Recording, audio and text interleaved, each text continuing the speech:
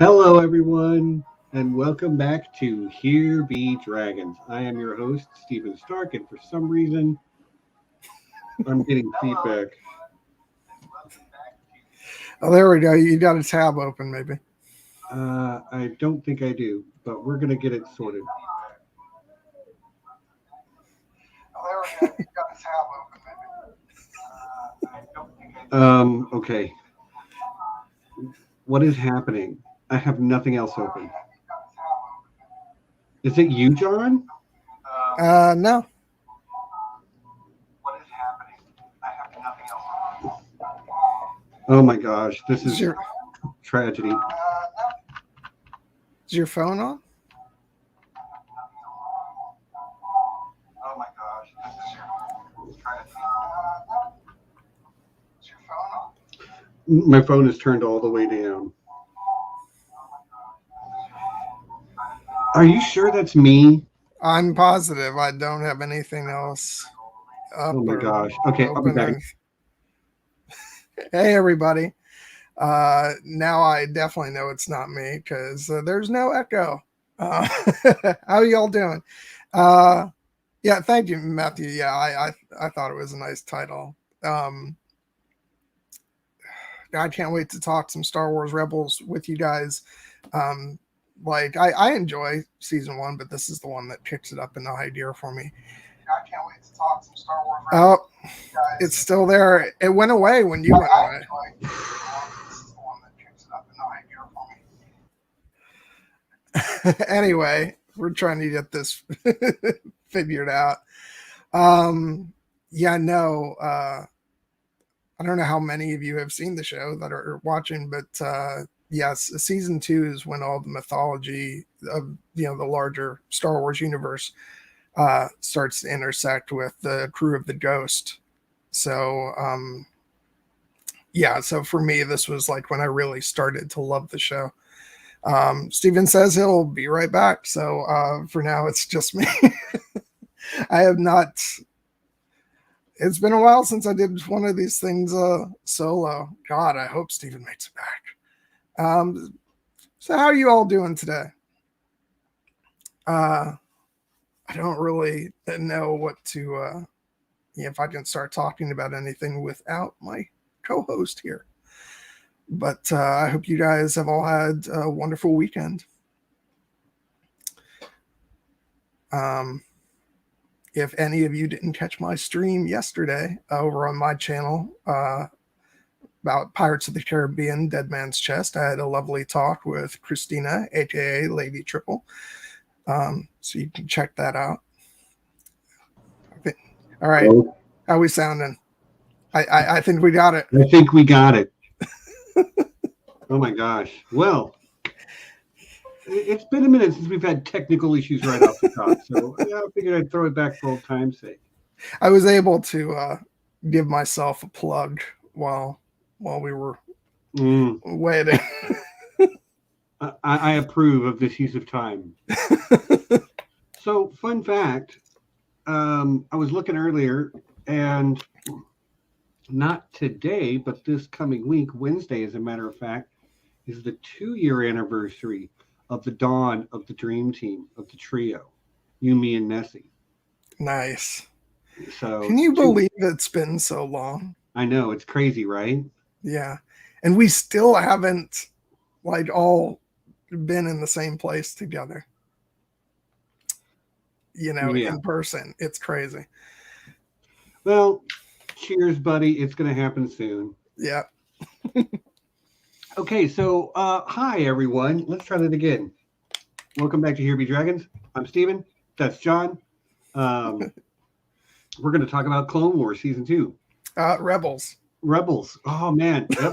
We're going to talk about Rebels Season 2, which was... But with a lot of Clone Wars characters. Yeah.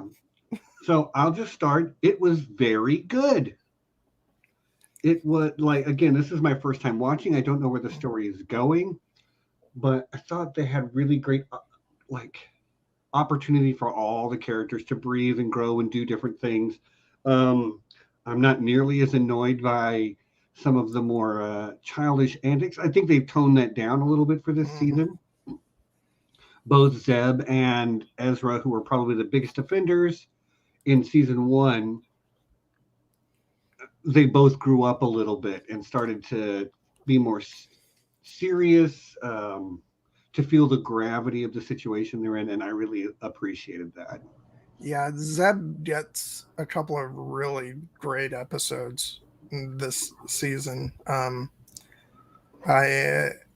was reminded, like, newsflash, I'm going to talk about music, but when we got to the episode with him and the other Lasat, the music that kicks in when he's guiding them through the maelstrom is just, and everything lights up is just great. Like the violins and stuff. I really love that. But I loved both that episode and for him when he's stranded with Callus on the moon, which is so great.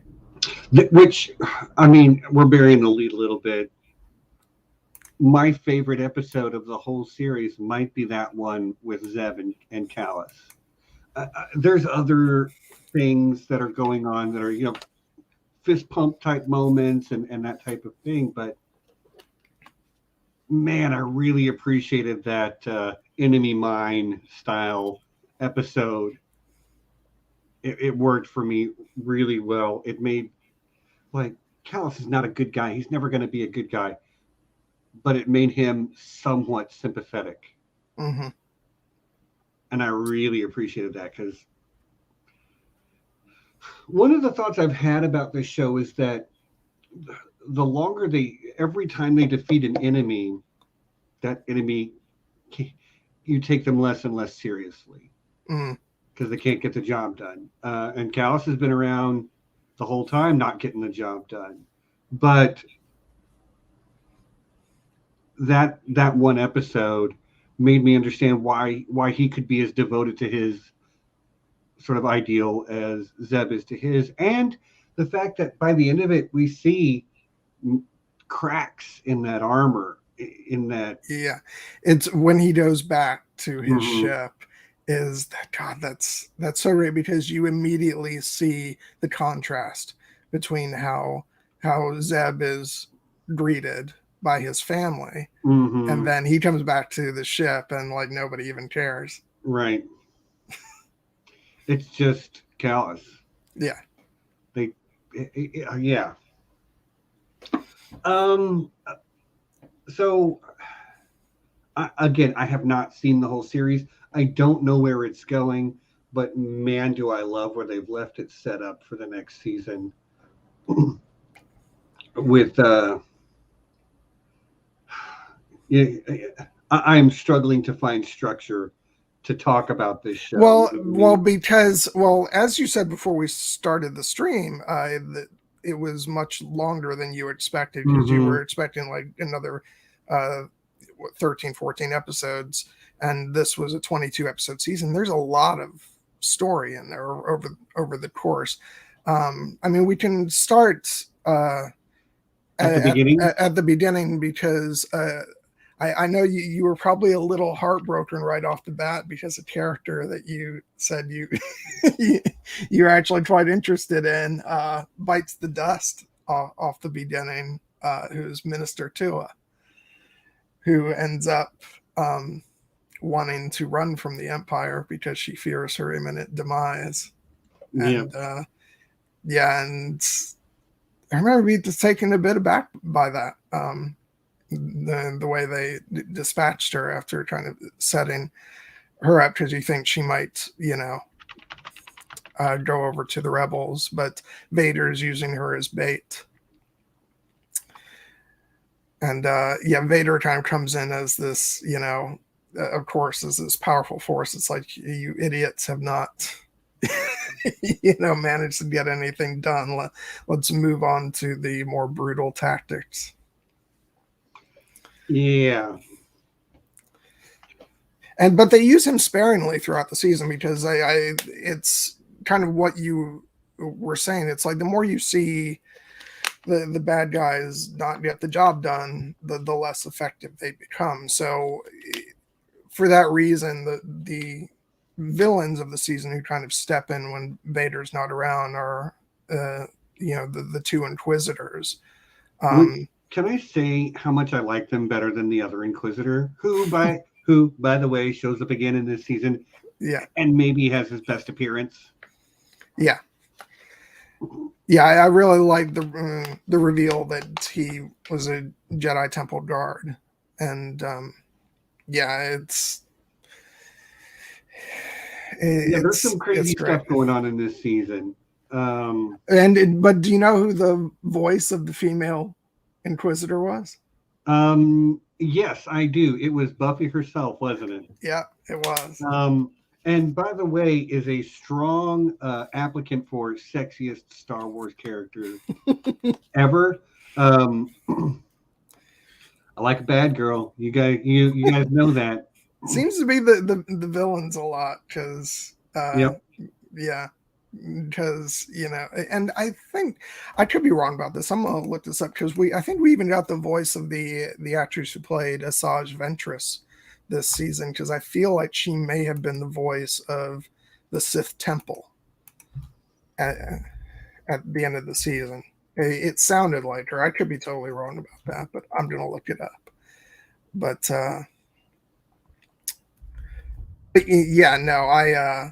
I really enjoyed, especially her Inquisitor, Sarah Michelle Gellar's I think the seventh sister. Right. She was just really great, and jumping ahead a bit, we get the duel between them and Ahsoka, which was so cool to see when she finally brings out her lightsabers. And when they dropped in some Duel of the Fates over top of it, I was just like, whoa.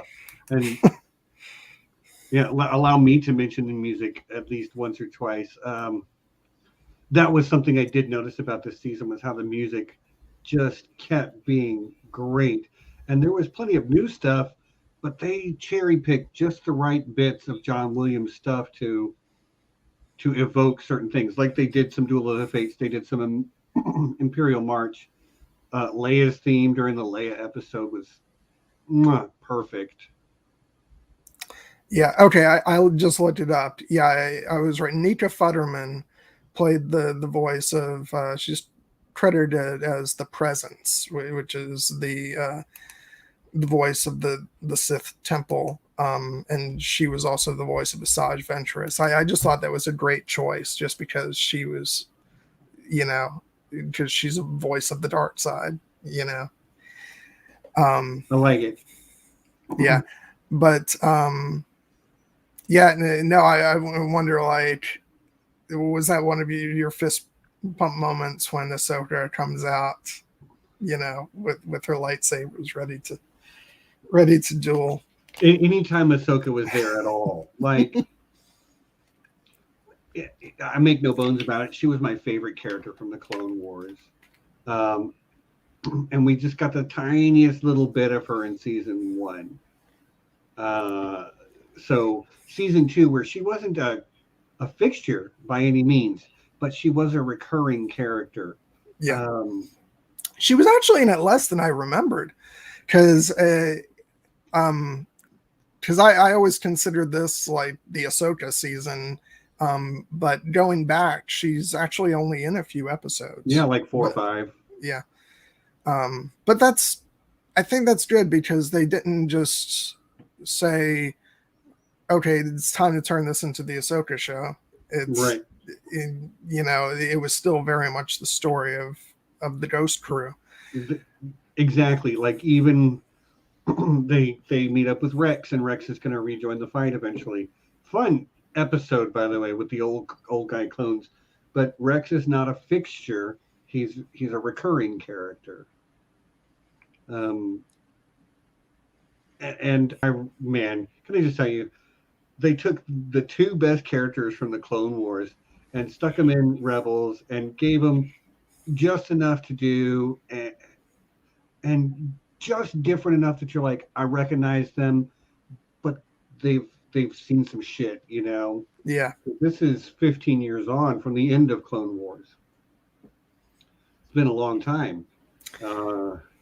And the poor clones, like they age so quickly, like yeah. you know. I do love though that when Rex sees Ahsoka, the first thing he says is, "You got old." It's like, look who's talking. Right.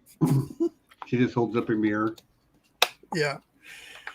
But no, that was so great to see, because especially like this is actually the first time I'm rewatching the show after they brought Clone Wars back for the final season. So it's different now for me watching the show with those episodes in mind. Whereas before it was like this gap in the story where, you know, Rex says, you know, in this season, I fought with Ahsoka Tano from, you know, whatever the first battle was, all the way to the Siege of Mandalore. And for fans watching this back when the show was on, it was like, Siege of Mandalore, what's that? We didn't get to see that. Right. So it's really great to have that plugged in now. Yeah, I was thinking about that, Matthew. Yeah, it's a good parallel, Matthew. the Ned you got and Bobby B, you got fat. It's funny. And I want to point out the other clones that we got to see. See Commander Wolf, who was a recurring character in Clone Wars. The other clone is Gregor, who was last seen in the droid arc of season 5 of Clone Wars, where he stayed behind to blow up the base and stuff. Yes, yeah, I remember. And so it would seem that explosion had a bit of an effect on some of his marbles, because he's kind of a bit of the crazy one now. Right. But he's great. I love him. I liked just while we're on the topic of the clones and their specific set of episodes, turning the Republic tank into basically a desert crossing. It's a whaling ship, y'all. It's a whaling ship. I mean, I'm not pro whaling, but it was a really fun adventure to watch them do the thing where they're hunting. I don't know what the heck the giant desert slug thing is called, but it was a lot of fun to watch the ridiculousness of it. And I think that is another thing. Like, the show got way more serious in season 2, and yet there's still certain episodes where they just are like, no, let's have some fun.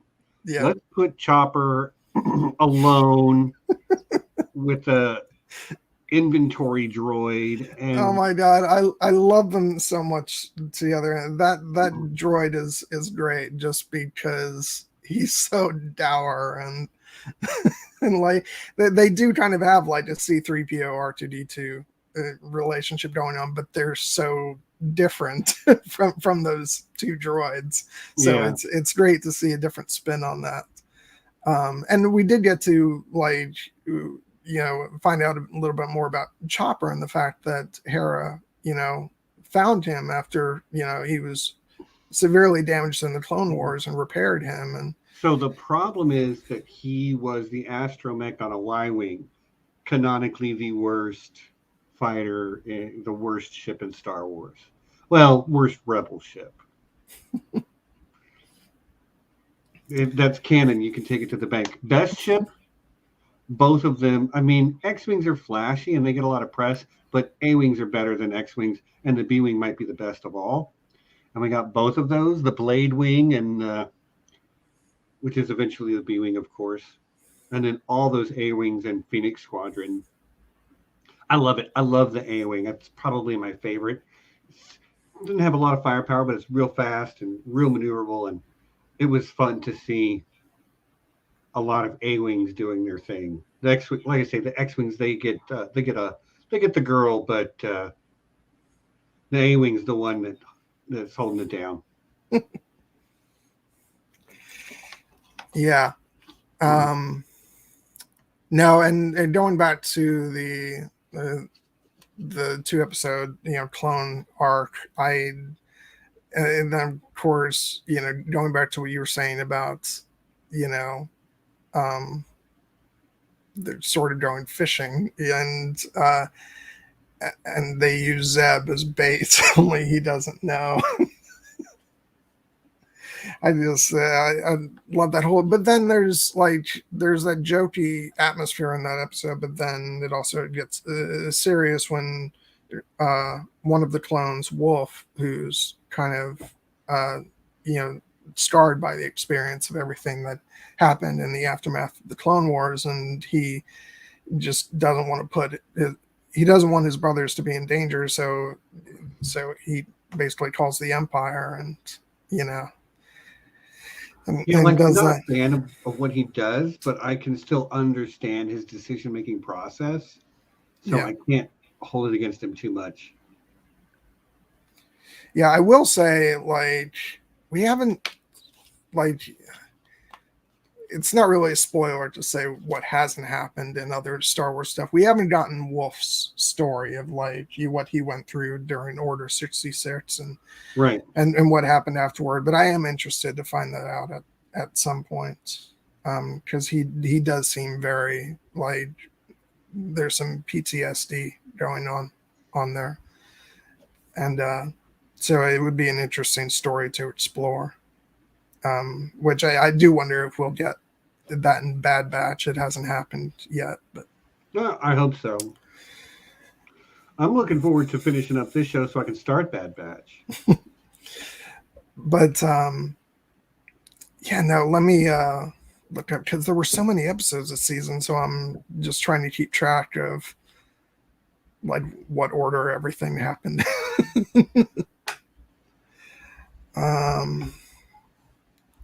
Oh, come on.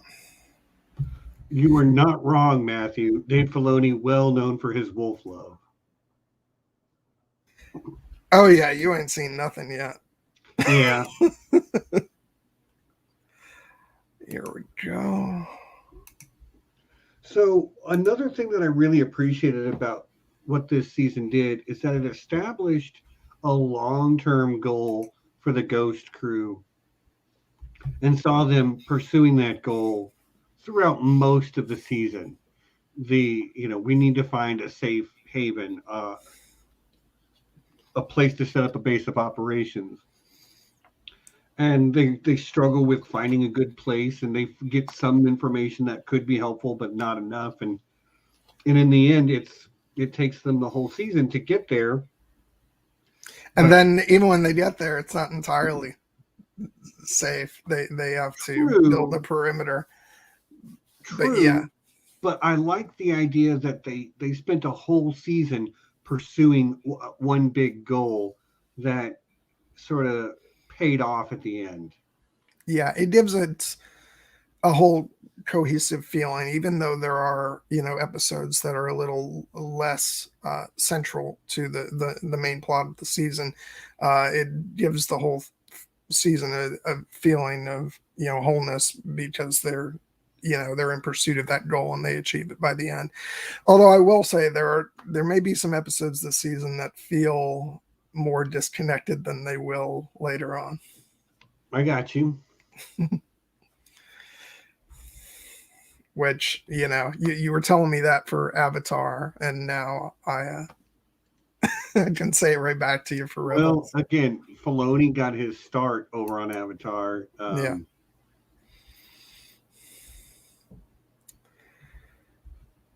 Sorry, Danny McKay is asking specific questions. Was it an A-Wing that took out the AT-AT?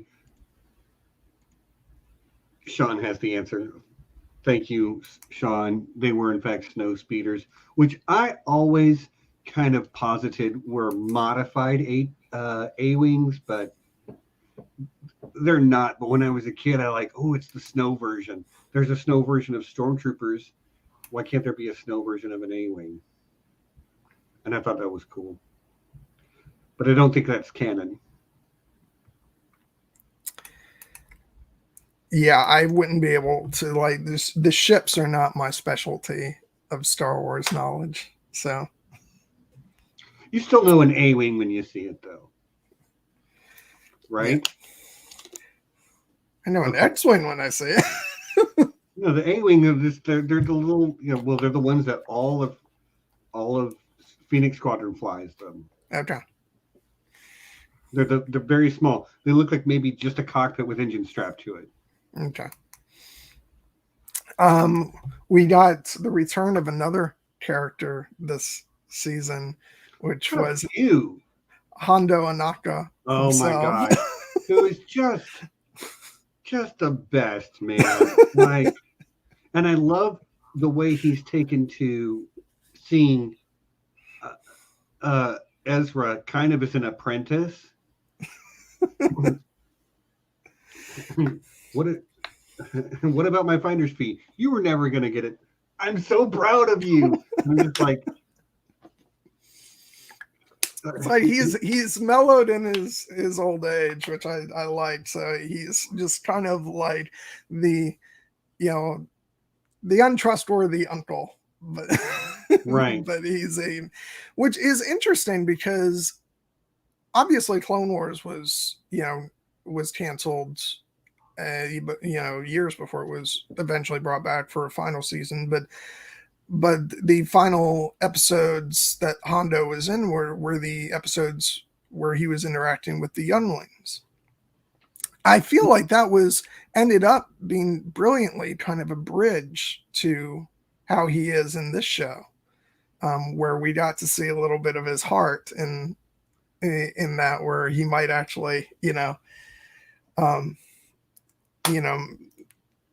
not be just a cold-blooded villain or anything. And so bridging that to this show where it's many years later, and he no longer has a crew. He's not, he's not so much a pirate captain anymore. He's just doing his own thing. He's just a con man now. Yeah, exactly. So he's sort of lovable because of that. And yeah, I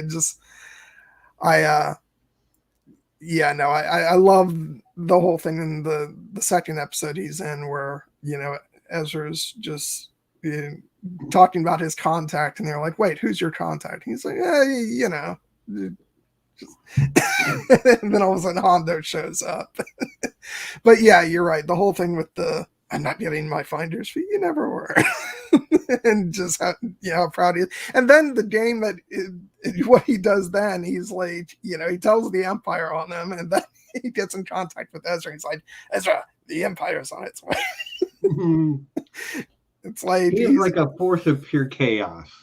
Exactly. So as I am wont to do sometimes, I started to look at the Ghost crew as a D&D party. Mm-hmm. Big surprise. And like trying to give them classes and roles and stuff. Anyway, they're a great D&D party too, by the way, because they each have the different strengths and weaknesses, and they work together in new, different and interesting ways. Even the two Jedi are just so different in their approach, in not necessarily in their outlook, but and maybe so even in their outlook. The fact that Kanan and Ezra have such different ways of looking at the world, different ideas, not necessarily different ideals, but just the differences, even in the way they use the Force. Mm-hmm. Like Ezra is a living Force guy. Like his connection with other creatures is pretty incredible.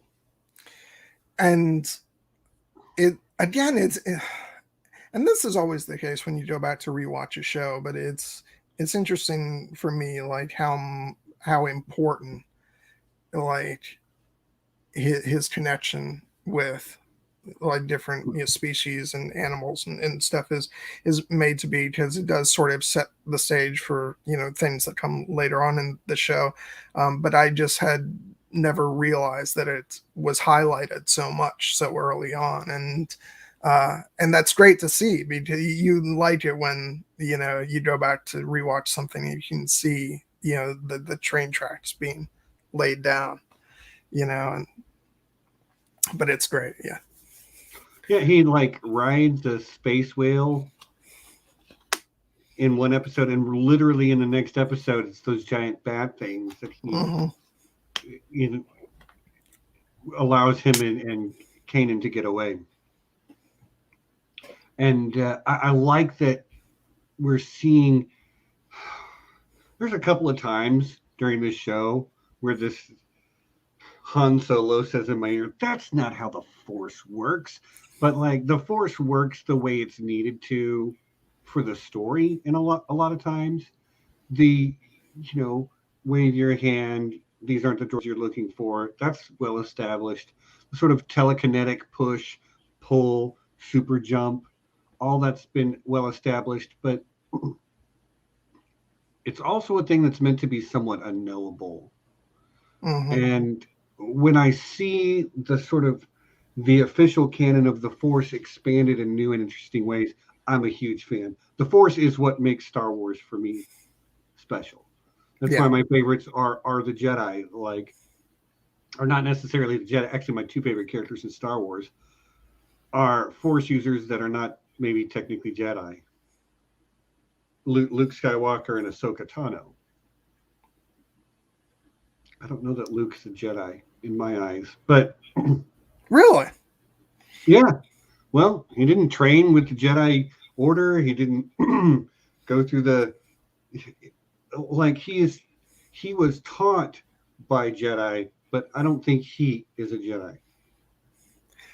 I don't know. We get to the end. He says, I am a Jedi, like my father before me. Yeah, and so he does say that, but like I could say I'm a Jedi. Don't make it true. Yeah, he doesn't get the official knighting ceremony, which even Kanan manages to get in this season. Kanan is a Jedi. He was a Padawan and everything. Yeah. But anyway, I guess that's a roundabout way of saying I love when they expand the Force and its capabilities and how you can use it to interact with the world. And Ezra does it in a way that no other Jedi ever really has. At least not that we've seen. Yes. Yes, I am, Sean. I am gatekeeping because I know who's a Jedi. You're not a real Jedi unless you've been to Coruscant and Yoda has trained you and called you youngling and you've been called Padawan and all. Yeah, I said it.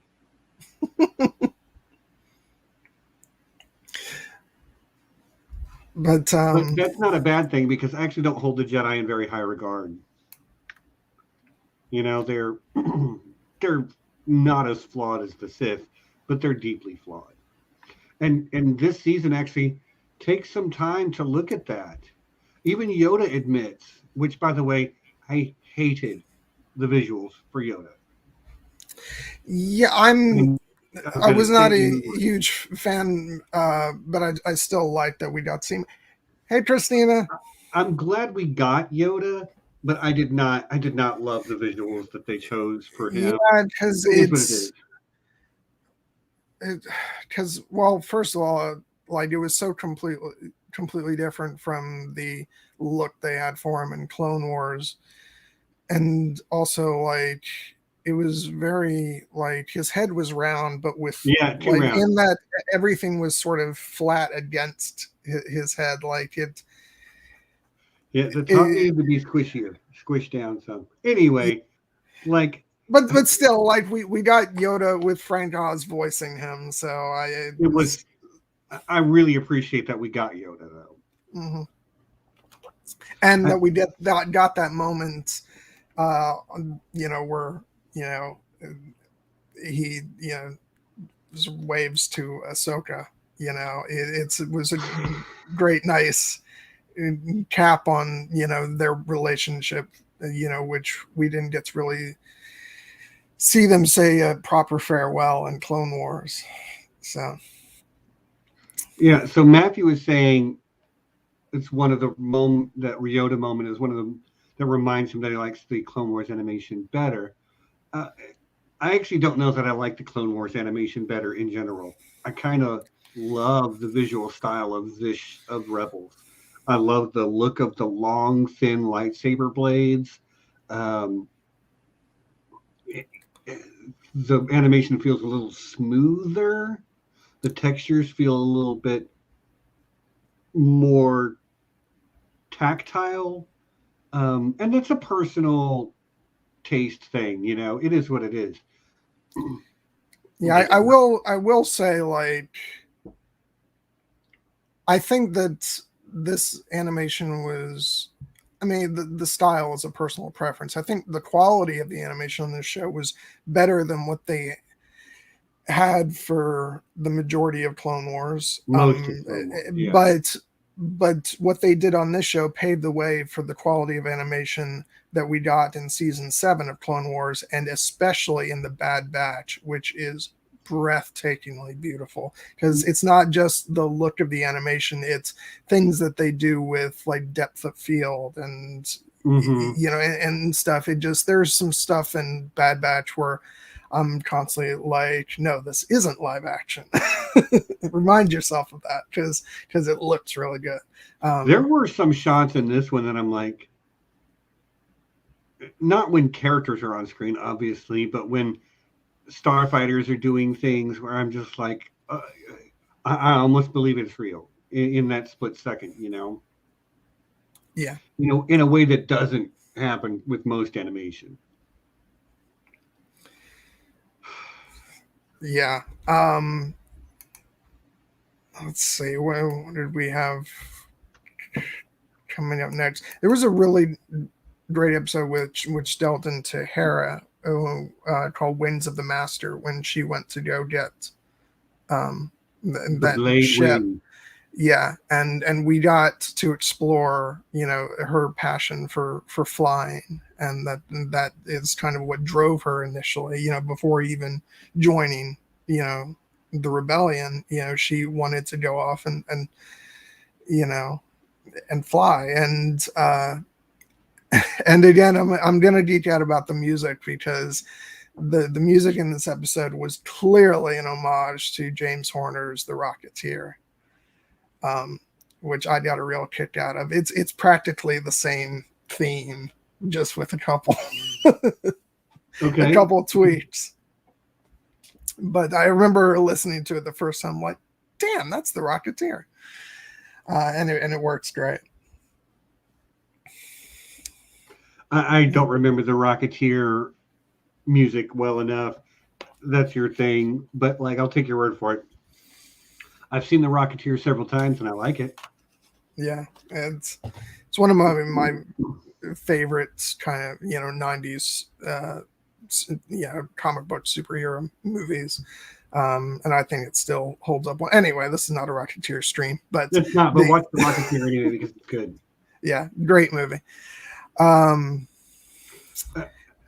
the B-Wing was always meant to be, it's an assault or an attack fighter. Like, its role is to damage installations, ships, that type of thing. The X-Wing is meant to dominate.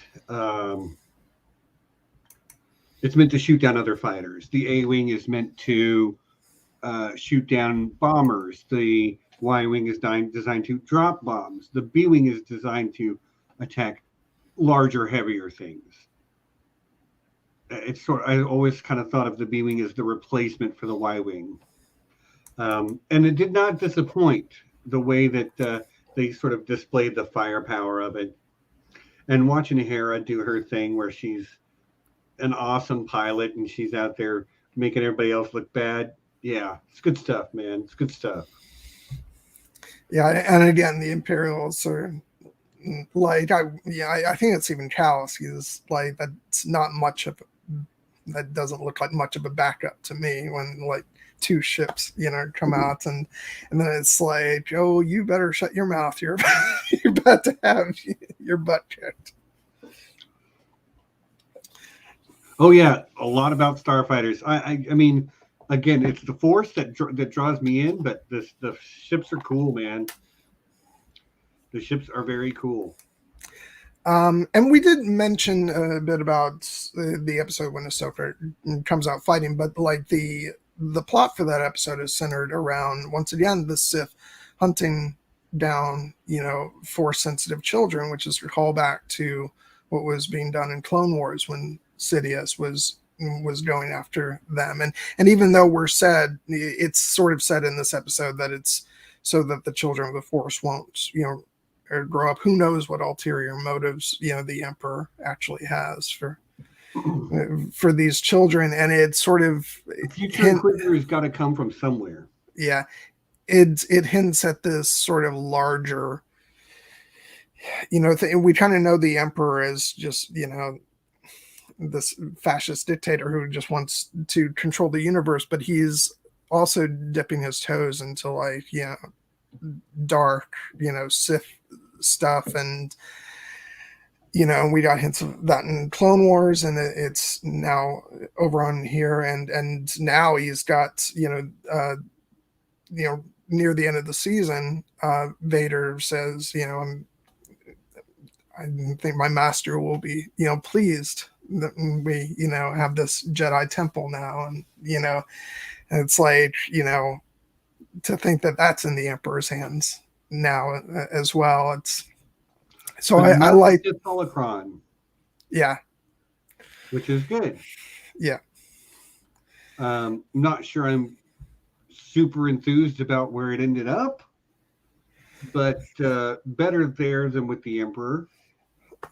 Yeah, the final shot of the season is it's kind of chilling, actually. Yeah.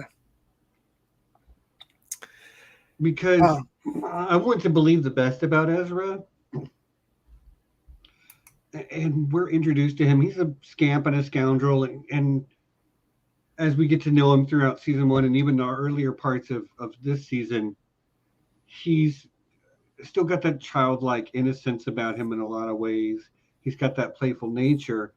But by the time we get to the end of season 2, I can believe that he's walking that line between light and dark.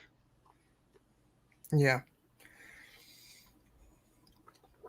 Because, God, oh man, I could talk about this 2-part finale for 2 hours, by the way. I mean, I feel like I'm trying not to really mention it much until at least the back half so that we get exactly the rest of the season it's due. But man, the ending is just, we'll get there. I'm gonna stow that for the back half. Yeah, but talking about Ezra, like especially like even before we get into the stuff near the end of the season, about halfway through the season, we get stuff with him where he finds out what happened with his parents. And and it's almost, I feel like it's crueler the fact that they were alive long enough to like hear his message and everything, and that they only recently died in prison. It's I think that's cruel, because it's like, no, your parents were alive, but if you'd only been a little bit faster. Yeah. Which I think is going to be a part of the, like, I don't know, but he is not done facing the demons that are dragging him towards the dark side. He is not done by a long shot. And I'm going to steer away from the finale again. We only got about 15 more minutes. So let's talk about Sabine. I have to say, like, were you excited though in the episode when Princess Leia showed up? Of course. That's I'm Luke Skywalker, ergo that's my sister. Yeah, and the voice acting for her was great. The visual styling of her was great. The writing, it was just fun. It was fun to see young Leia out there kicking butt and taking names and being so smart, which is really the difference maker always for Leia, was how quick on her feet she was. She could make a plan like that. She could change the plan like that. And she was never outmaneuvered she could be outfought, but she was never outmaneuvered. Yeah, it was great to see that, even, because she's younger in this. It's because this is still a few years before New Hope, and Yeah, she's Ezra's age, basically. Yeah, but she's like, that doesn't mean that she's not like just completely ready to jump into action and call the shots and everything. It's great. It's funny because I even caught myself, like, I've seen the episode, and I was so caught up in watching the season, though, that there was a part where they were saying Senator Organa's agent will be here soon, and I'm thinking, oh, Ahsoka's going to be there. They just don't want to mention, her name in front of like somebody else, and right. and then Leia shows up. I'm like, oh, that's right. You've seen this, you idiot. But yeah, here's the thing: when they said Senator Organa's agent, I knew immediately who it was. I'm sorry. That's one thing this show did not do, was fool me about who was who. Including like a shrouded figure in the finale. Yeah, I'm just like, you're fooling Ezra, and I get why he's trying to fool Ezra, but I ain't fooled. Not even a little bit. Not even for a hot second. Yeah. Real Star Wars fans know. Yeah. But no, let's go ahead and talk about Sabine, because there was a really good Mandalore episode this season. Mm-hmm. Not quite as much as, as we can look forward to, but we got to explore, everything going on with the Protectors, who originally served the leader of Mandalore. So they actually did serve in Duchess Satine, but a lot of shit has gone down in the intervening years, especially if you remember that the finale of Clone Wars ended with the Jedi and the Republic invading Mandalore. I'm sure that muddied the waters quite a bit. That's the whole siege of Mandalore that Rex was talking about. Yeah. And so we get to meet a character named Fen Rao, who, those of you who are Rome fans, that was indeed Kevin McKidd, who played Lucius Varinus, which I'm always glad to see or hear him in anything. And he's not on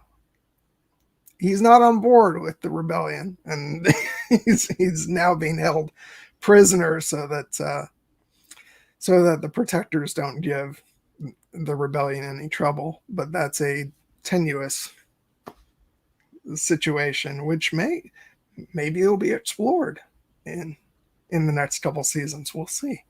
We'll see. But I love that, we get to see Sabine, and and it's, I don't know if it's said before this, but that she is a member of Clan Vizsla. Yeah, I didn't know that before this. So I know pre-Vizsla was the former leader of Death Watch.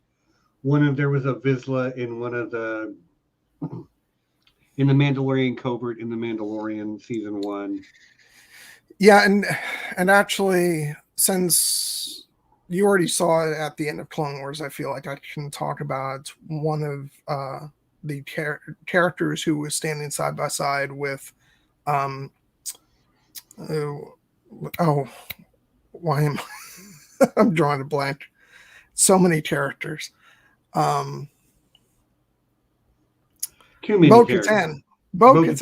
Okay. One of the Mandalorians who was one of Bo-Katan's lieutenants, her name was Ursa Wren. Same last name as Sabine. So, yeah. So their family is connected with Death Watch and that clan. So yeah, we're getting there. There's big, huge Mandalore stuff coming. I'm here for it. Like, the Mandalorians are another great aspect of Star Wars oeuvre, the universe of Star Wars. Mandalorians are a great sort of section of that. Uh, because let's face it, Mandalorian armor is just iconic. I want to make my own someday. And then there's a line from Sabine. At times like this, I really wish I had a jetpack. Mm-hmm. Jetpacks are cool. Yeah. Sabine's armor is also really cool. I think the thing that so many of us love about the Mandalorians is the personalized armor. Like in form, it's all the same, but in color and execution, it's all different. And so it is the Mandalorian armor could be the basis for the best crossover cosplay, no matter what your other passion is. Well, and speaking of cosplay, like I think this was a source of frustration amongst Sabine cosplayers at Dave Filoni because he kept changing her hair each season. Mm-hmm. So cosplayers would model the hair on the previous season, and then it would be changed. Just give them more options. And I kind of love that she is changing her hair. You know, it's real. Yeah. People don't have the same hairdo every day of their life. Well, you and I both do. But yeah. Most people, it grows and then they cut it, and it grows and then they cut it. Yeah, no, her armor is amazing. Like I just that's one of the things I just love about Sabine. How because her art is so central to so much of who she is, and I just love her personal expression with her armor and everything. You've got a this is true. This is very true. You've got a good point. Padme had more looks than any other two characters put together. One of the best cosplays I've ever seen was the Amidala, the original Amidala with the giant sideways mohawk, the red dress from episode 1. Saw a cosplay of that with the red dots on the cheeks and the one little line on the man. It's so good, so good.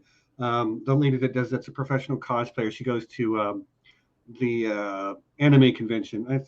It's really it's big enough to be sort of all fandoms. But I feel like, just a side note, like I feel like the costume designs for the prequels, especially, and everything having to do with Padme, like is so severely underappreciated. Because there's just some absolutely gorgeous costume design throughout those films. Yeah, if I was going to have one complaint about Rebels visually, it's that their costumes, like Sabine aside, the costumes are kind of uninteresting to me a lot of the time. The hero characters, especially. Yeah, the thing is, like in contrast to, like, say, Clone Wars, where you were kind of like, we were treated to the aristocracy of Coruscant, and even the Jedi, even though they're have their robes, they're still Jedi. They're members of that upper class. These are fighters for the rebellion who are constantly on the run, and right, and they only have one set of clothes, or they have 5 sets of the exact same outfit or something like that. Yeah, but that is the cost cutting measure. They can't be constantly changing. I understand it, but designs. I understand it. I do, because they have to stick with their character models. I would have preferred more visually interesting clothes, I guess. Like, I'm tired of watching Ezra run around in that orange jumpsuit. I really am. Well, Kanan's got a different look now. He's missing a couple things. Yeah, we'll get to that. Yeah. Oh, another thing I noticed this season, I said it every season of the Clone Wars, and I feel like they're finally starting to listen to me. These guys have pretty well figured out how to use cover in a firefight. Get behind a thing. And hold on a second.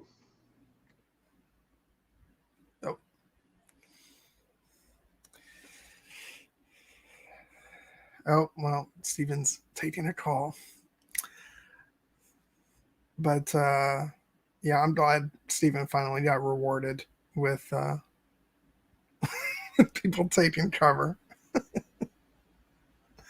No, I agree, Matthew. I actually really love Ahsoka's outfits, and I don't think I'm quite as harsh on the wardrobe as Steven is. I think he just wants more variety. That's all. But yeah, exactly. And to tell you the truth, I personally don't think it's been that bad since the early seasons of Clone Wars, where they were clearly out in the open. I think by the end of Clone Wars, they'd gotten much better. So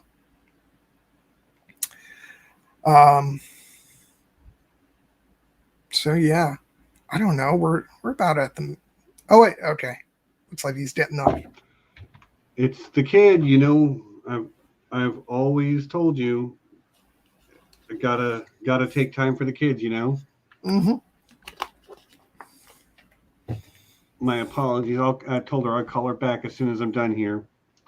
I'm sorry, I didn't hear anything you just said, but yeah, what I was saying is that my people have figured out how to use cover, and I am here for it.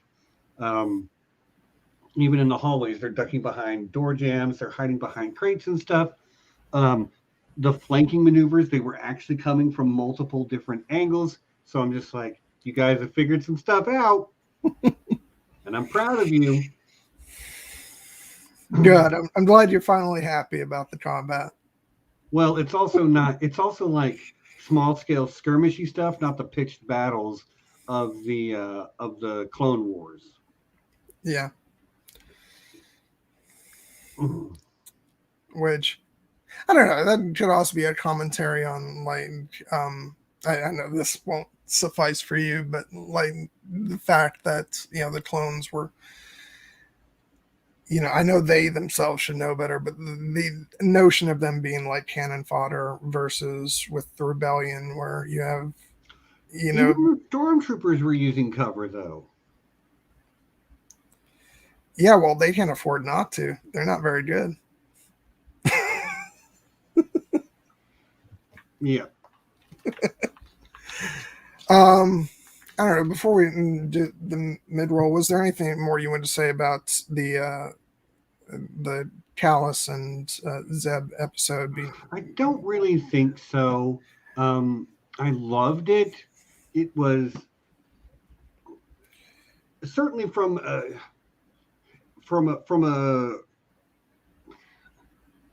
I'm struggling. It's not a filler episode. It's not a side story, but it is less sort of integrated into the main narrative of the season. But for an episode of that type, I thought it was brilliant. Yeah, it was just really nice seeing Callus's like outer wall just drop down. It's like once he's genuinely in, you know, survival mode with, you know, with even somebody he's declared as his enemy, he drops that all that facade of, you know, just like saying, you know, I enjoyed killing your people and all that, and he admits, like, I know I said that, but it's not what actually happened. It wasn't even supposed to, you know, go down like that. And it's just great that they come to a moment of, you know, respect, you know, at the end, where Zeb even says, you know, we'll treat you fairly. And but Cal still says, I'll take my chances with the Empire. But then again, like, get to the end of that episode and and the way he's not greeted at all on his return. It just like, oh, you're back. And then he goes to sit alone in his Spartan quarters. Yeah, which now that I think about it, that is actually a parallel to something that a similar shot in the Bad Batch, which I won't elaborate on, obviously, but for anybody who's seen that show, you may know what I'm talking Bad about. Batchers out there, you know what he's talking about. Yeah. Okay, so we're an hour in. Want to do the mid-roll? And then I do want to do the mid-roll. Yeah. So mid-roll, like and subscribe and all that stuff. That's the thumbs up. That's the little red button. Do those things. Most folks here probably already are, but do the thing. The like is very appreciated. This week we unlocked the community tab for Here Be Dragons. I don't know how, but we did. Does it happen when you pass like 700 followers? No, because we've been at over 700 for a while. Like we've kind of been at that 705 for months now, if I'm being honest. Okay. But yeah, we've got a community tab now. I can make posts that aren't videos that show up in your feed and stuff. So I might be putting polls in there or what have you. But yeah, super excited about that. John, you're doing live streaming stuff again. Talk about that for a minute. Yeah, I already plugged earlier what my stream from yesterday, so go check that out if you haven't already. But next week I'm going to be talking about the film from this past year, The Green Knight. I'll be having Blue Lemons on to talk about that with me. And then the week after that, I'll be talking about the new film Dune with Chloe from Girls Gone Canon. So be sure you tune in for that as well. And okay. Thank you, Charles Dunkley, for providing that answer. So yeah, a couple of really great streams coming up for some newer films, which is, I don't do that too often, but I feel like we've been kind of heading back to the movies this year. So the great opportunity to talk about at least one fantastic film and another one that I'm anticipating that I'm probably going to love a whole lot. So yeah, I'm anticipating the same thing. And we'll be talking about the same movie on a different channel. I think the day before yours. Okay. So it'll be a Dune weekend. It will be a Dune weekend. On the 29th, I will be on El Podcast de Geeksteria to talk about Dune.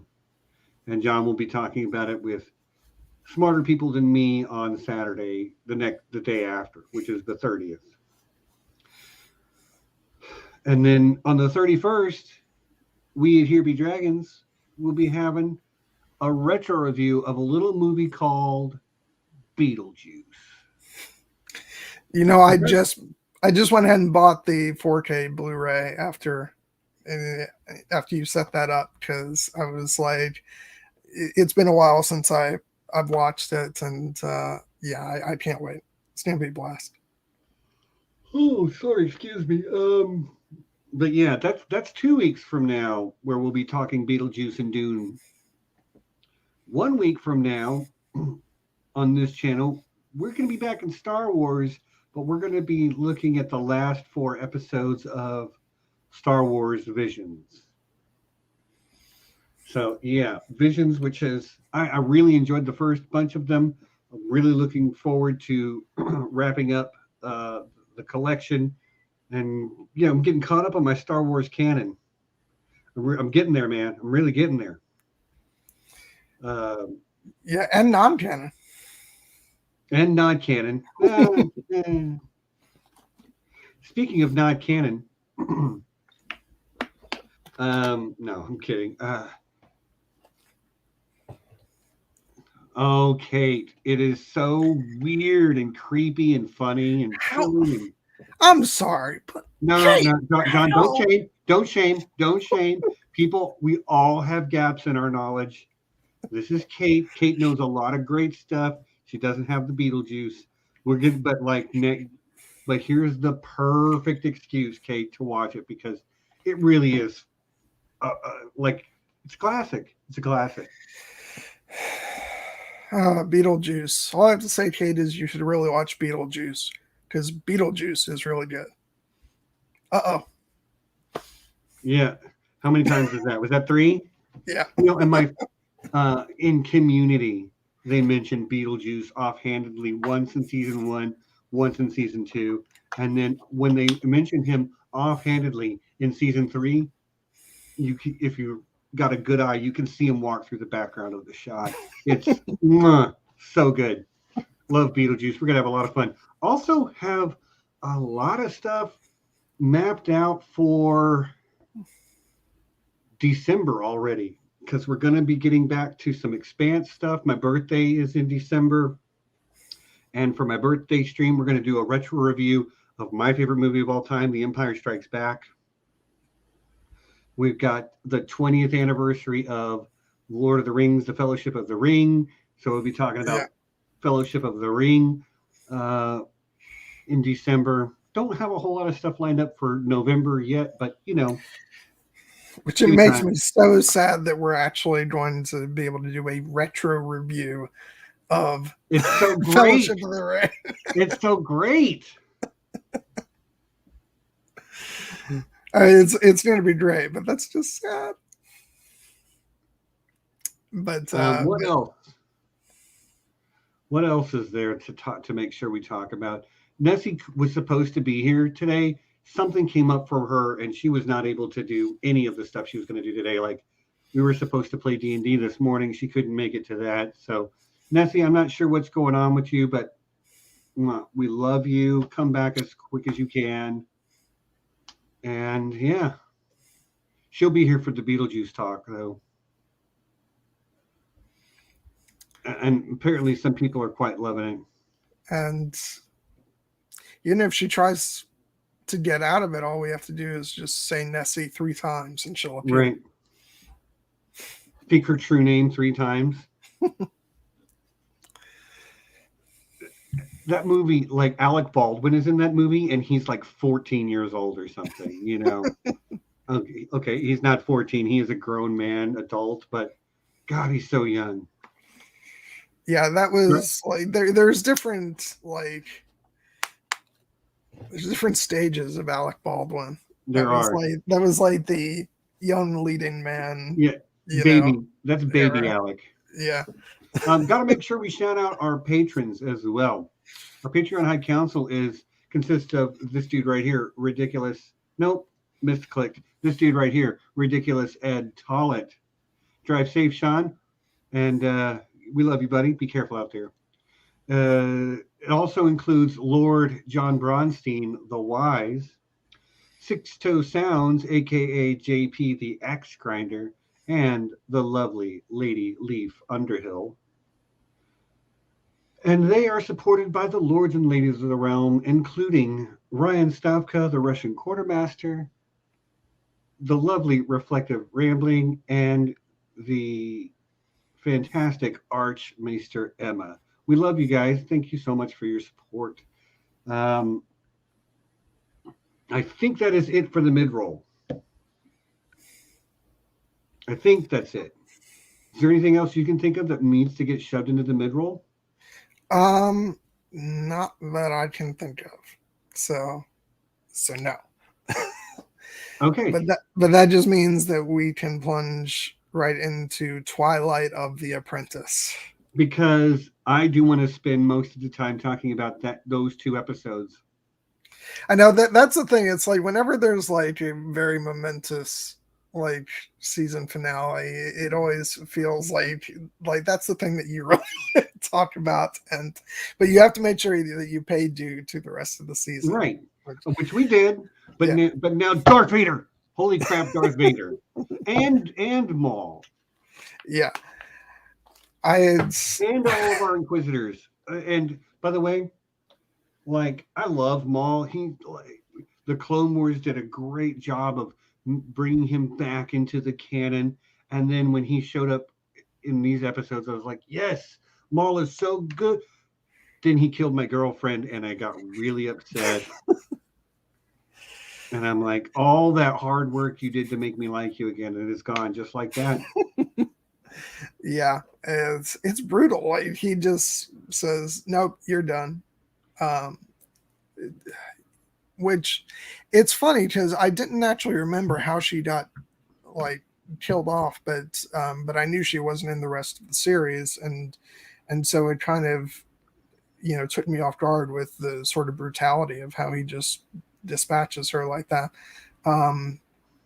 But yeah, it's really interesting what they did with Maul in this show, because I think it would have been easy enough just to continue with the type of character that he was in Clone Wars, but they took it to a different place. He's older now, and so there's almost like a he's still a bastard, but Yeah. but he's like he hasn't so softened. unique in He hasn't softened in his brutality, but just in sort of his approach to things. Right. And He's so unique in his point of view as well. yeah, and he's fully renounced, being, a quote unquote Sith, and Formerly Darth, now just Yeah. Maul. Like a certain John I know. yeah.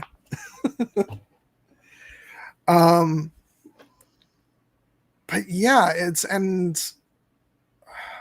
like it just kills me that Ezra is being drawn into his and this is what Maul does. Like he's trying to crawl his way back up the ladder, and he manipulates people to do that, to get them to do what he wants. He, to a certain degree, he even did it with his brother Savage, who he mentions in this episode, and he tried to do it with Ahsoka in the finale of Clone Wars, and now he's trying. He senses Ezra's power and abilities, and so he's trying to coax him over to the dark side so he can use him. And he's just such a twisted, manipulative character, and I love it. he's so great. But yeah, and I just love when they come out of getting the holocron, and he sees Kanan and Ahsoka fighting the Inquisitors, and he's like, what fun. Yeah, that's a great, I just really love that the way that they have positioned him to be a bad guy. Like, you should not trust him at all. Yeah. And he is, for all intents and purposes, a Sith in his approach and in his mindset. He's even trying to teach Ezra things that he learned as a Sith. But you say Sith, and he's like, screw those guys. I don't like those guys. And it's like, you are those guys. And yeah, and that's the thing about Maul. Like, as vicious and as horrible as he is, there's an element of misguidedness about him too, especially in Rebels. And it's what you're talking about, where he embodies the Sith, but in his mind he's rejecting that, and the Sith are his enemies. But that's what you're all about, dude. I think he kind of fools himself in and it's sort of the tragedy of his story, where he keeps getting knocked back down by people who are more powerful than him, but he's going to keep climbing back up that hill. Because this is even after there's a gap in between Clone Wars and Rebels, and we get a hint of that in Solo. Where he's basically the head of the Black Sun. Yeah, so he's built. He's not anymore. Yeah, he's not anymore. He's been trapped on Malachor for who knows for who knows how long, for who knows what reason. Yeah. And that story hasn't been told yet, which is why I keep going God damn it, give us a Maul and Kira show, Kira from Solo, and so that we can get that story, because that's something I really want to find out, because maybe she's responsible for putting him there. I feel like I always have to clarify, because when you hear Kira come out of my mouth, you probably think I'm talking about somebody else. But anyway, so hopefully we get that at some point as like a series or a movie or something. But yeah, so there's a gap in the story, but he's seen better days because he's been trapped down there. But now he sees his opportunity, and even when things don't go his way in this episode, I couldn't understand a thing you just said. Apparently, the Dallas Cowboys are doing something very interesting. All I could hear was mom screaming at the TV for somebody to run. Say that again for the last 10 seconds. No, I was just saying, so like, even though things don't go his way in this episode, he's able to at least improve his situation by escaping Malachor, and now he'll be up to no good again. We'll see. I'm sure he will. This show is not about Ahsoka and Vader and Rex and all of that. But holy crap, the Ahsoka Vader and there wasn't, like, the fight was beautiful, but so was the build up to it. I get chills, Stephen.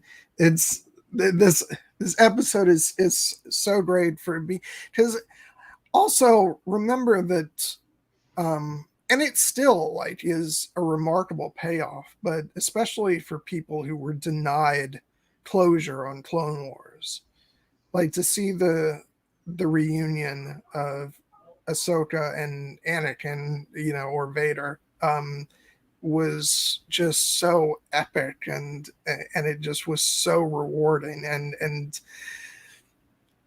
just the exchange between them where Vader's like, perhaps I was mistaken, and then you hear her say, it wouldn't be the first time. Like, that's a callback to their relationship, but it's also tragic because of the circumstances that everybody's in, and and just it's just stuff that's so, like, it's heartbreaking to hear, but it's so rewarding, the dialogue that builds up to that fight, and then especially later on in the fight when she cracks his helmet and you see Anakin and hear his voice, and it's just, it's so brilliantly done. Yeah, it really is, because we hardcore Star Wars fans, we feel that moment. If you've seen all of the Clone Wars, you feel that, because it's got the weight of years behind it. Yeah. And Darth Vader has always been like one of the most breakout characters in cinema history. He's an icon, visually and thematically. Like, he's Darth freaking Vader. Everybody knows Luke, I am your father, and all that, even though that's not the real line. But anyway, I digress. But if you're a Clone Wars fan, you've got all that Ahsoka love built up, and the relationship she had with Anakin, and the guilt she feels about not being there at the end. When she says, I wasn't there when he needed me most. And then to have it come to blows the way it does, and to I'm getting chills right now thinking about it, because they're fighting each other, lightsabers flashing everywhere, and I'm sitting here thinking they have to know everything about each other's fighting style. Yeah. So it's just this dance where they're each trying to one up each other, but nobody can get the edge because they know each other so well. Yeah, and again, like you were talking about earlier with Ahsoka, and then it also happens when when Maul shows his true colors, they bring out the music for Duel of the Fates. Mm-hmm. And similarly, during this fight, it starts off with Ahsoka's theme from Clone Wars, but then we also get the Imperial March throughout, and especially when they're like crossing blades and stuff. And it's just, there's a shot where Ahsoka is just sort of blocking his lightsaber with both of hers, and you just see her face and that sort of determination. It's God, it's heart-wrenching, man. And like, I love the show for going there. Yeah. Like, and for giving us enough of the fight that we feel the back and forth between them, but it doesn't get tired because we don't just focus on that one fight either. Yeah, because intercut with that, we have the struggle with Ezra trying to come to grips with what he's feeling.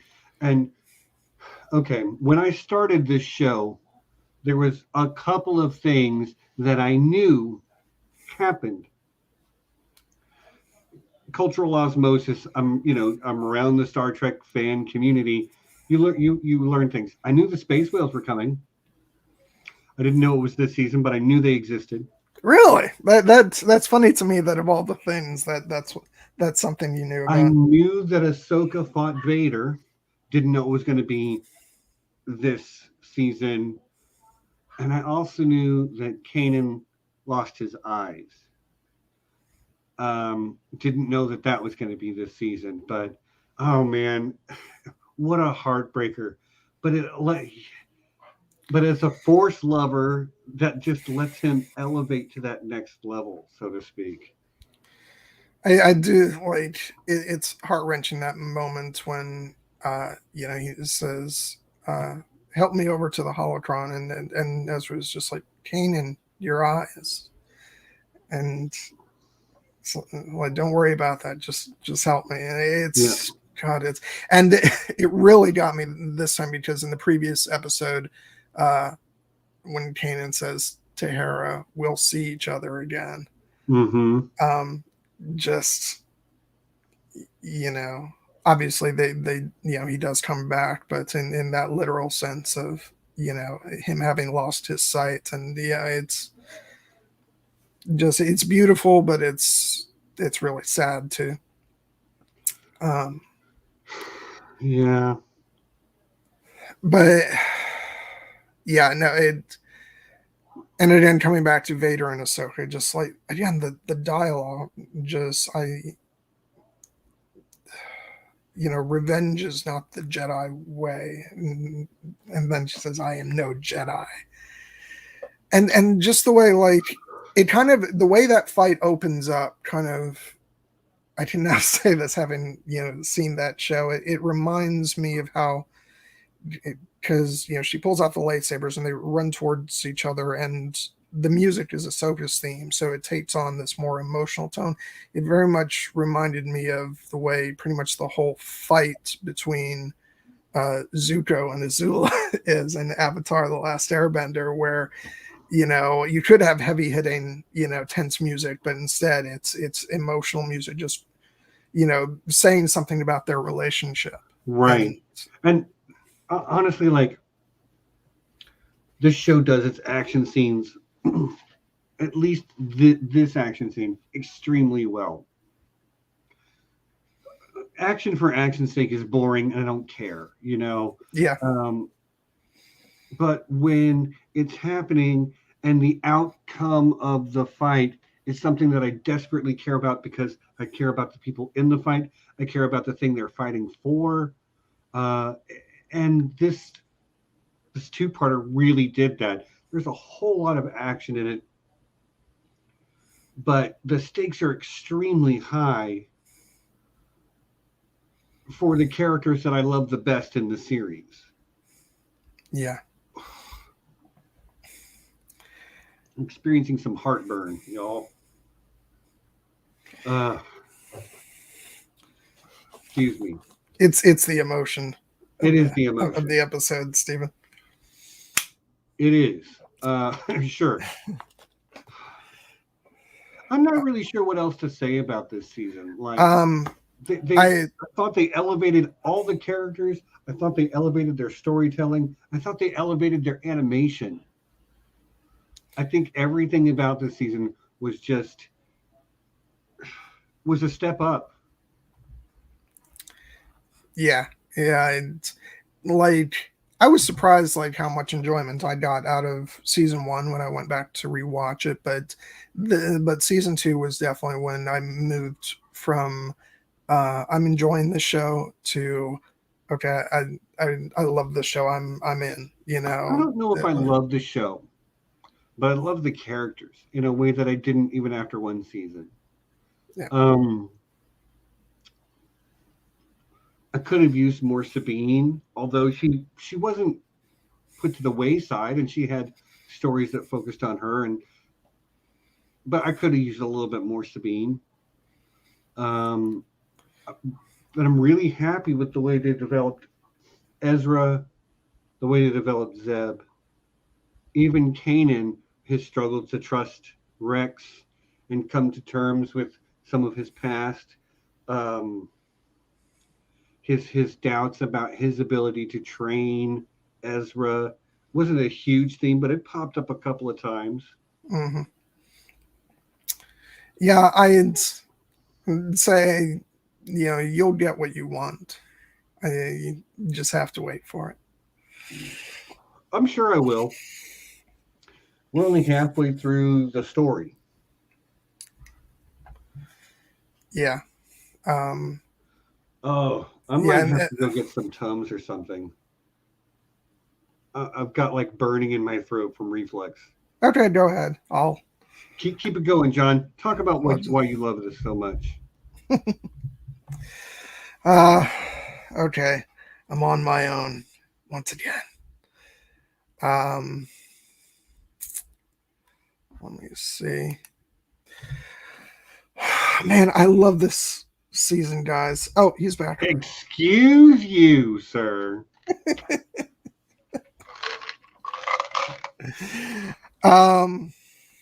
Yeah, no, Cassie, we did talk about the music.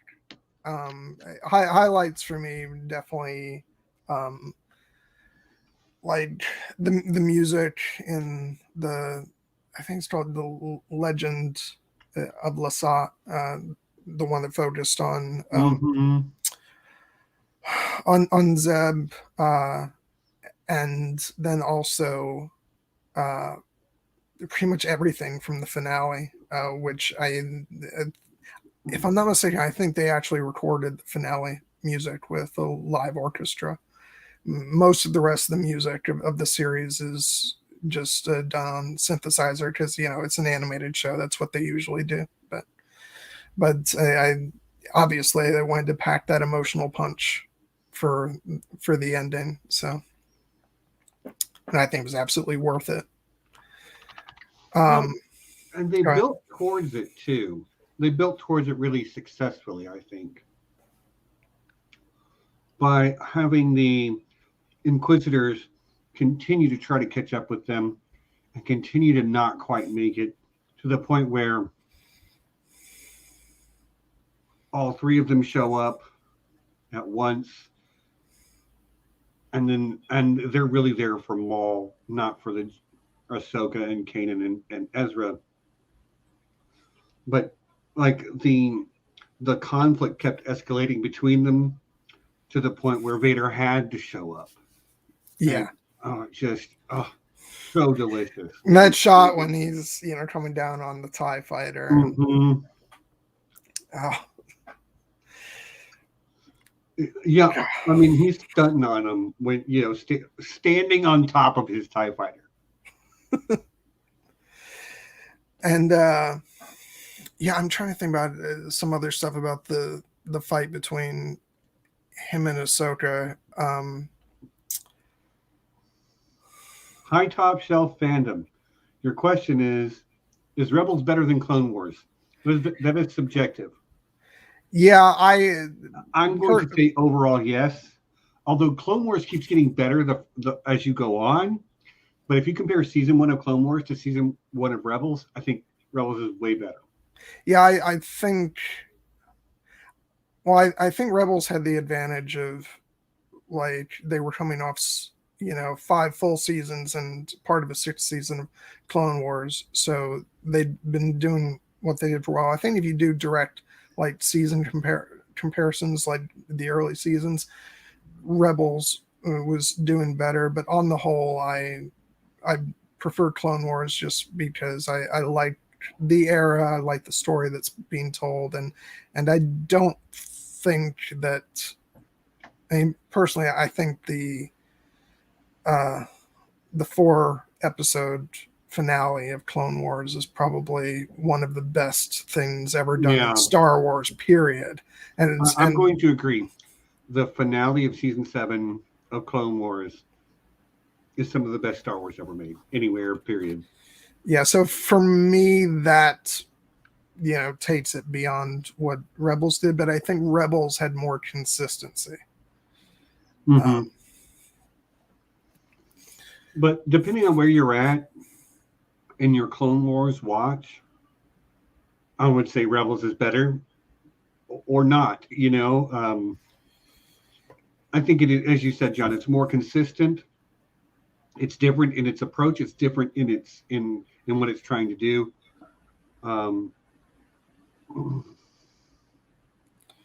Yeah. Yeah, I really do think that. Go ahead, John.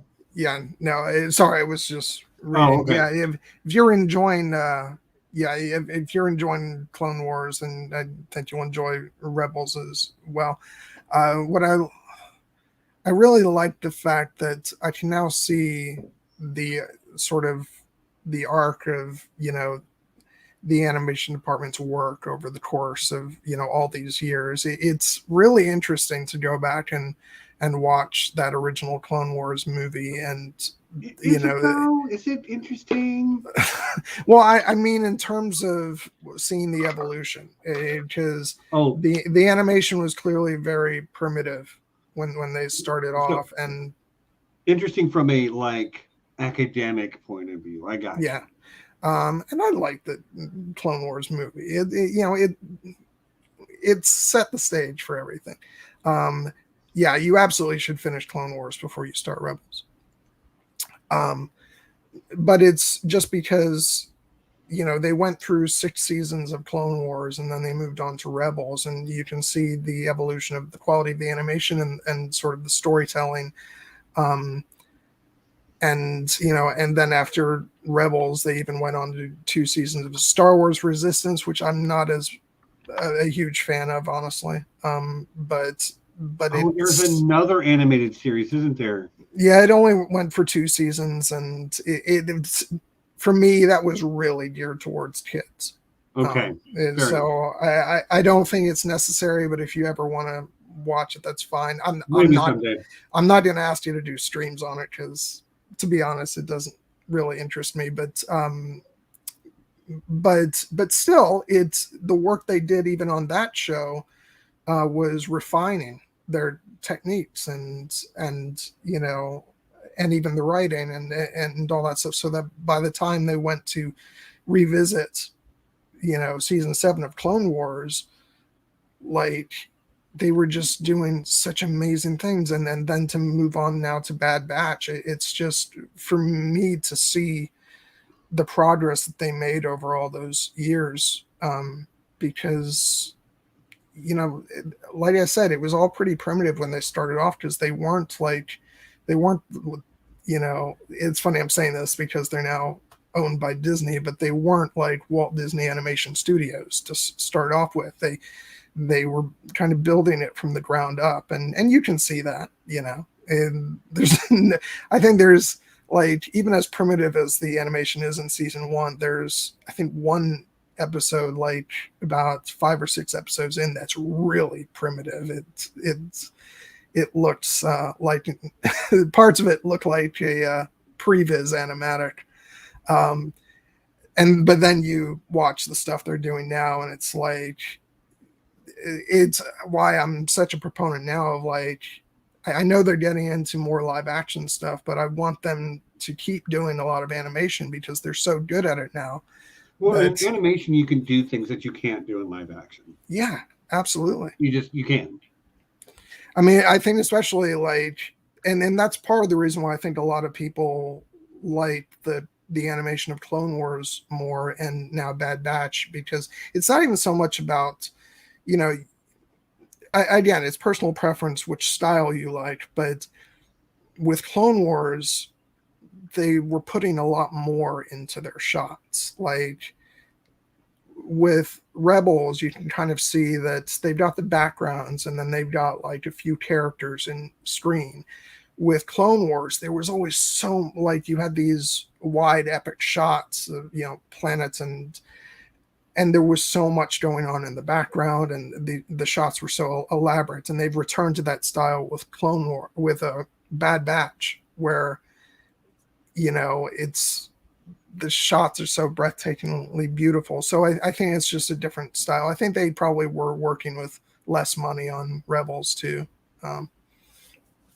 But they certainly made the most of it. And I think, style aside, they had their animation quality had taken a step up from the earlier seasons of Clone Wars. True. So I guess the short answer is, if you're enjoying early Clone Wars, I think you're going to love Rebels. But keep watching Clone Wars till you get to the end, because you're going to love that. You're going to love that too. Yeah. Because I think Clone Wars just got better and better and better and better and better as it went along. Yeah, that's right. That's what we're doing. So go ahead and finish out Clone Wars, watch Rebels, and then the Bad Batch. Right. Oh. No, it'll be interesting, Stephen, because when we do eventually get to Bad Batch, it's going to plunge you right back into the ending of Clone Wars. Right, because it's Order 66 and all that. I know. Yeah.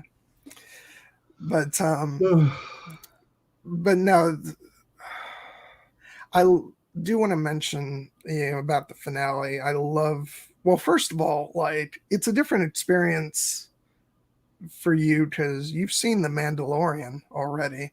So, like, you've seen more Ahsoka stuff, you know, after this time. Whereas for, you know, viewers who are just watching this, it's like, oh my God, did they just kill off Ahsoka? What happened? Right. And I mean, thanks to The Mandalorian, I know that that's not the case, but I thought it was handled brilliantly. Yeah, I mean, because I can suspend what I know is coming for the sake of feeling something in the moment, and it really was a beautiful shot where Ahsoka is facing off with Vader, and essentially Kanan and Ezra have to leave her behind to face him by herself. And then that music kicks in, and you get this beautiful montage of sequences with them flying away with Vader, you know, coming out of the, you know, the temple, and, you know, with his labored breathing, and then you see, you know, the Morai, you know, up above, which, you know, we've already connected with Ahsoka from the end of Clone Wars, and then when Ezra and Kanan return, and the look on Rex's face, it's so heartbreaking. Yeah. I'm really curious how this is going to affect Kanan going forward, but it's going to definitely change him, because he's been such an action hero, lead from the front type up till now, and I feel like he just can't do that anymore. And that's a good thing for his character to develop in an unexpected way. Yeah, no, I this is so great, because I feel like, you know, I mean, I feel like the whole show is, you know, cohesively, you know, is a whole piece, but there's also a sort of divide between seasons 1 and 2 of Clone Wars and seasons 3 and 4, because there's characters coming in that are going to change the game, and then with Kanan being blinded, that creates a whole new dynamic for him, and it's so great. And actually, I really geeked out watching the finale this time around, because there's a couple of lines said throughout the finale that strongly hinted at stuff coming ahead right at the top of season 3. I feel like they were really like Filoni knew where he was going already. With I'm not surprised. Like I've come to really just trust Dave Filoni's storytelling. Yeah. And it's one of the lines that I really liked is when Ahsoka says, "There is always a bit of truth in legends," which I feel is like reaching out to the fan community. It's like, for the people who love that stuff Star that was Wars canon legends. that we're calling legends now, there's a bit of truth in it. And the thing is, they have cherry-picked stuff from legends to be actual canon. So yeah. Can I say one more little complaint I have? Sure, why not? Okay. Inquisitor blades should not work like a helicopter. This is what Jared also said when he was on for the first half of Visions. He's like, that's like one thing that he's not a fan of. Yeah, I'm not a fan of it either. But which I never felt really one way or the other about it, but I do remember it striking me as weird the first time I saw it. I was like, wait, so they're just flying with their lightsabers now? Like, as somebody who understands lift and gravity and thrust and drag and all that stuff, like, I understand the physics of flight. Shouldn't work. That's not how the Force works. Yeah. That's funny. Yeah. But I feel like there's so much great drama surrounding the finale that I overlooked that. Yeah. It is what it is. It lets the story progress in a certain way. It lets them get from A to B, without having to bog down the logistics of getting them from point A to B if they can just go very quickly. They don't overuse it.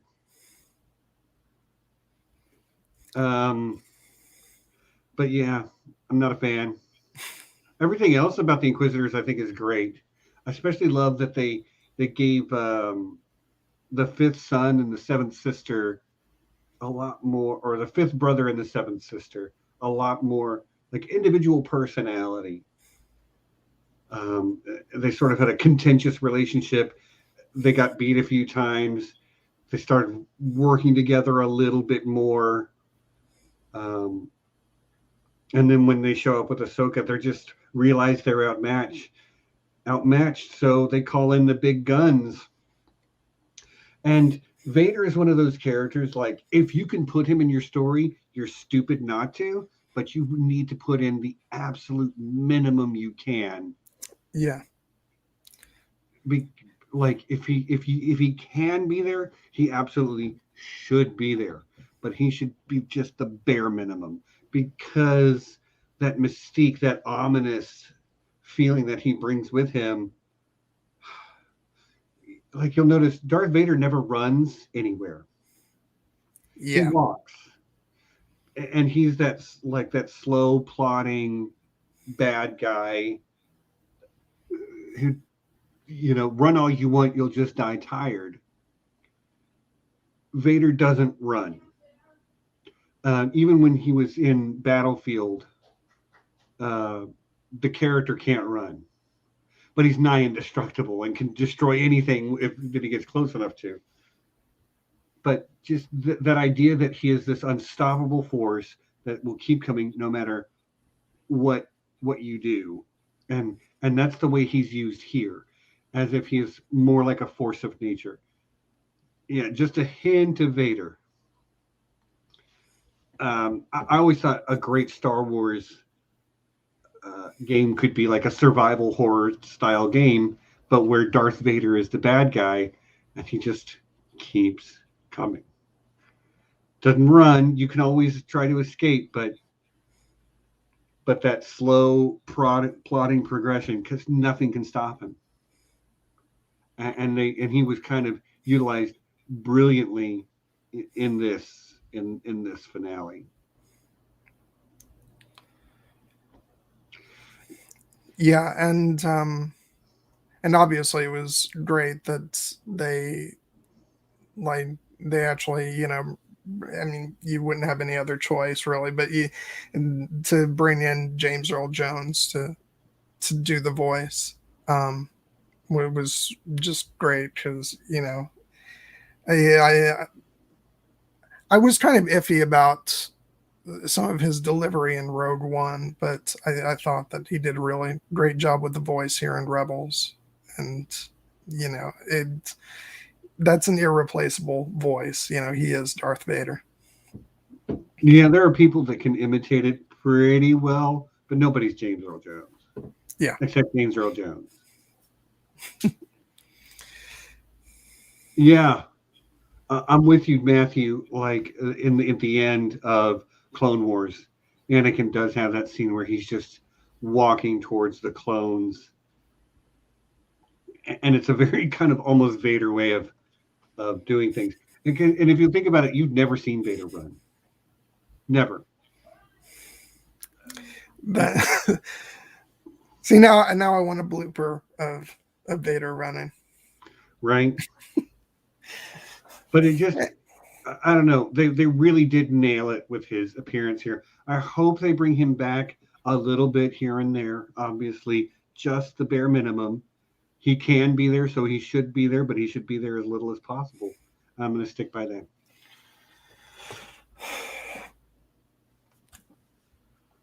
Yeah, Potter's got the idea. Like he's on the same level with me. When you got Vader chasing you in my survival horror video game, the Imperial March gets more and more distinct as he gets closer. I'm with you.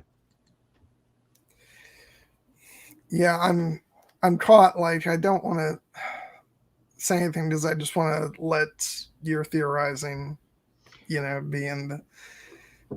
be out there. But yeah, at this point, I don't really know anything else that happens because everything I kind of knew has happened already, except I know that the ghost is in Rogue One. So, and I also know that they call for Captain Syndulla in Rogue One. So, yeah, there was a lot of I'll just say there was a lot of theorizing about that as Rebels was nearing its end. You know, whether it was going to tie in with that, what did that mean? I feel like I won't say anything just so you can see, you know, what direction they take the show. But we can talk about that when we get to the end. But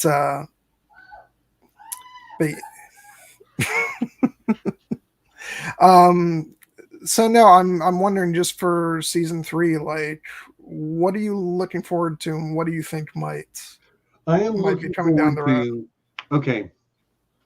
Like, I know all the characters are going to get a chance to grow and expand. I do want to see more Sabine. I feel like she got backseated a little bit this season. Maybe that's just because I want more of her in general. But I want more Sabine. This can't be the end between Vader and Ahsoka. This can't be it. I need a little bit more of each of them. I need more Maul.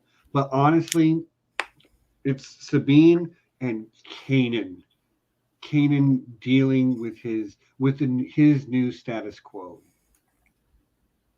The loss of his eyes and the need to change his entire world view, for lack of a better way of putting it, to suit the reality of his new situation. His training with Ezra is going to fundamentally change. His role within the Ghost Crew is going to fundamentally change because he cannot be what he once was. Yeah. You can't be a frontline warrior soldier type, lose your eyes, and keep doing that. So watching him struggle, watching the people that love him struggle, that's what I'm really looking forward to. Maybe that's depressing or, sadistic or whatever, but that's what I really want. I want to see Kanan hurting and healing, and finding acceptance and overcoming the traumas that have been visited on him in this season. Yeah. I will. I assume. Can you guys hear her screaming? Oh yeah. Okay. I figured that was the case because every once in a while people are mentioning football in the chat. The Cowboys are really good this year, and apparently they're doing very well right now. So yeah. John, any final thoughts about this stuff? Well, aside from the things that I want to like scream about that I'm really excited about, coming in season 3, but I don't want to say anything because I just want you to see them for yourself. But yeah, there's a lot of new elements coming into play in season 3 that I'm excited about. And as far as this season, I'm trying to think if it's my favorite season or not, because the season has the Ahsoka Invader stuff, which which obviously is such great payoff for Clone Wars, and but then there's some really good stuff coming. I just love the way this season takes what was established in season 1 and starts to really, because I remember when I watched season 1, I felt like, how is this going to connect with the larger story? Because we're just dealing with this small group of, they're called rebels, but how do they connect with the Rebel Alliance? Right. And this season was us seeing, that seeing the growth of that Rebel Alliance. Like there's a whole fleet now. Yeah. The base, and it's going to continue to grow too. And and we'll see how those connections grow. And it's funny that we brought up Road One, because whether or not like that moment that we see in the film links up, there are certainly elements of Road One that were influential to the later seasons of Rebels. So it'll be really interesting to see all that stuff. And I just had a lot of fun rewatching this, and I'm looking forward to the rest of it, and just excited that I get to I know Nessie's not here this week, but I'm just really thrilled to get to talk about this stuff with you guys, especially because as we've said before, like these shows have plugged in so much of the sort of larger Star Wars mythology that I think a lot of people miss out on because they just see them as animated shows, but there's just so much to go on here, especially as it relates to Ahsoka and Darth Maul and all those types of characters, and now we get to see how the rebellion worked in the years before before the start of the stuff we knew from Star Wars. So yeah, no, I'm just glad to be doing it, and looking forward to season 3. Right on. Me too. Well, I think that's as good a place to stop as any. I've got to make a phone call here really quick too. That was the kid called, and I said I was going to call right back after the stream, so I'm going to have to do that. I will say this: I've been watching other shows too, some of which I might want to talk about in the future. So anybody who is highly moved to hear me talk about either of the shows I'm about to mention, let me know and we can discuss. But I have started watching Squid Game, which, John, have you watched any Squid Game? I have not. I'm still struggling to catch up on all the shows that I already have on my plate, Steven. Have you heard anything about the show? I think I heard somebody mention something about it. Bonkers.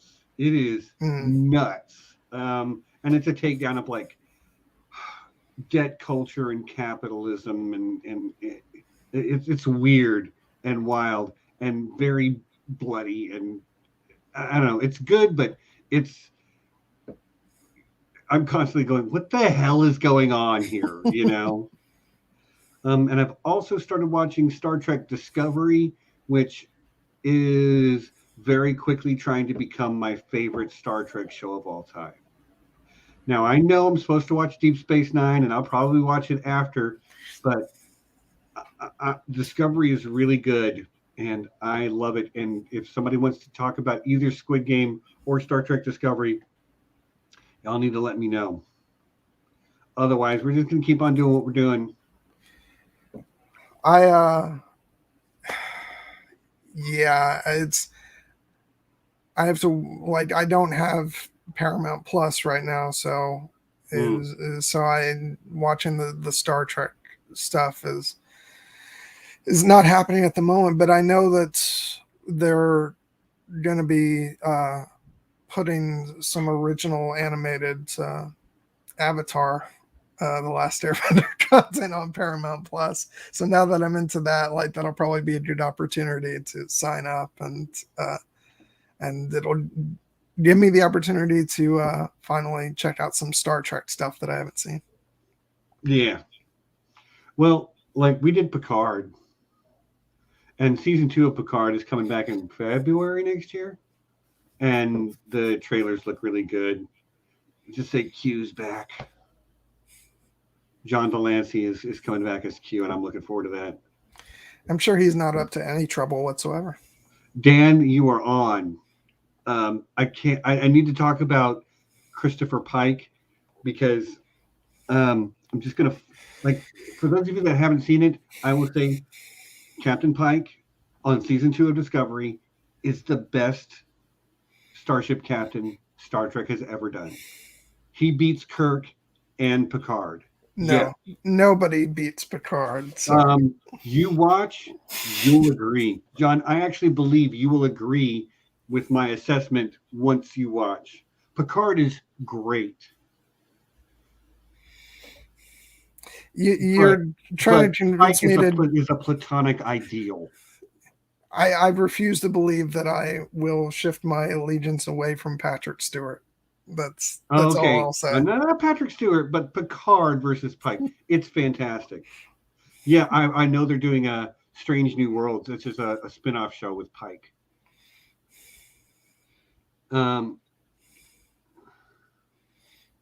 Yeah, see, John, you've got backup. Okay. Although I do find it funny, like, I'm not even attempting to defend Kirk. Right. And I love Kirk, but, you know. Anyway, like... that's not what this is about, but I've been watching Discovery, and I have really loved it. Like, really, really loved it. It's not perfect, but I've really loved it. But yeah, y'all, I think that's got to be it for me. I got to call the kid. But thanks for hanging out. Come back next week. We're going to talk some Star Wars Visions, and you've got 2 weeks to get your eyeballs on some Beetlejuice before we do a Halloween Day retro review. Kate. Yeah, Kate and anybody else who hasn't seen it. And Cecilia will be joining us for that Beetlejuice review as well. So it ought to be a great time. So yeah, I think that's the end. Thanks everyone who was here and listened to us ramble about this TV show. It's fun. I will just say, like, you know, she's, you know, watching this later. We missed you, Nessie.